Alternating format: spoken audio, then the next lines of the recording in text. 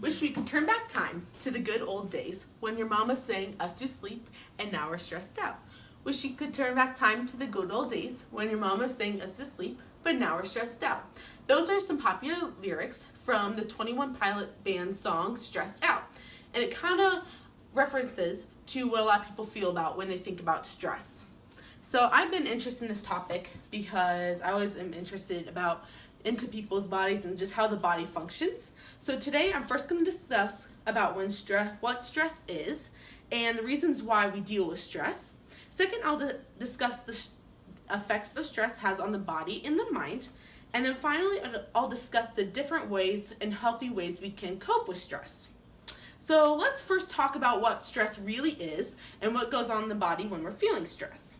So the definition of stress is how the body deals with the changes and pressures around it, and there are several reasons why the body feels this kind of stress. So the body feels stress for a lot of different reasons. There can be internal and external factors of why the body is dealing with stress. Some external factors can include school, work, can include traumatic events, abuse, those different types of things. Internal factors can include not enough sleep, someone's nutritional state, their overall health, fitness, emotional well-being. So according to McEwen's article, Protective and Damaging Effects of Stress Mediators, there are 3 different types of stress. The first type is traumatic stress. Traumatic stress is due to major life events, like trauma and abuse. The second type of stress is acute stress. Acute stress is the stress that you get the sense of the fight or flight feeling. And then the third type of stress is chronic stress. And this is caused by a cumulative load of minor day-to-day stresses. According to Christine Weber, why we get stressed is because we're born with this instinctive stress responses. When those instinctive stress responses build up and release hormones into our bloodstream, we instantly have a mental and physical change in our body that adds strength and endurance. And when those hormones stay in our body for long periods of time, that's when the stress occurs and it affects our body in many different ways. So I'm going to now go and talk to how those hormones affect our body and how stress can physically and also psychologically affect our bodies. So some negative effects physically on the body, it can affect our nervous, musculoskeletal, respiratory, endocrine, gastrointestinal, and reproductive systems. It affects the nervous system by releasing stress hormones called adrenaline cortisol. This then raises one's heart rate, raising the blood pressure and boosts the glucose levels. Under stress, our muscles tense up, and over a long period of time, this constant contraction can trigger headaches, migraines, and other musculoskeletal issues.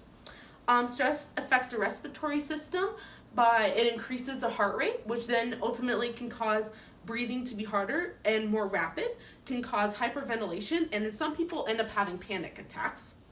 Also affects the cardiovascular system, because it can raise the heart rate and cause contractions of the heart muscle. The blood vessels then direct the blood to the large muscles and that the heart can dilate, thus increasing the amount of blood being pumped through the different parts of the body. This ultimately can lead to a heart attack.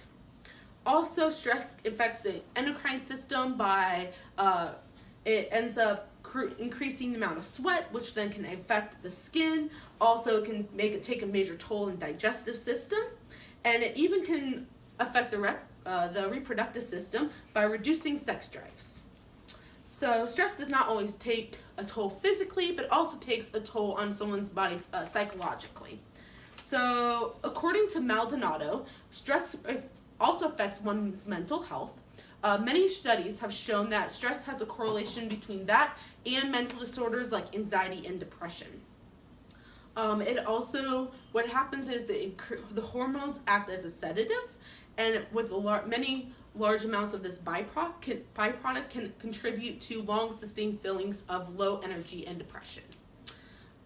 When some people are facing large amounts of stress, they also experience many symptoms of anxiety, such as biting nails, fidgeting, things like that. So now, as I spoke about stress and what it is and how it affects the body, now I'm finally going to go to speaking about how one can cope with the stress. There are a variety of tested and proven ways of healthfully coping with stress. Daily relaxation, meditation, listening to music, taking a bubble bath, yoga, those are all great ways. Also, taking time for enjoyable activities, even setting smaller, realistic goals of ways to deal with with many things also do help with stress. So, as you can see, there are many ways one can cope with stress. So, in conclusion, today I first discussed about what stress is and how it causes in one life. I spoke about the physical and psychological effects of stress, and I discussed the ways to cope with stress. Stress is a very common issue in people's lives, and it affects the body and mind in many ways. In conclusion, stress is a fact of nature in which forces from the outside world affects the individual, either one's emotional or physical well-being or both.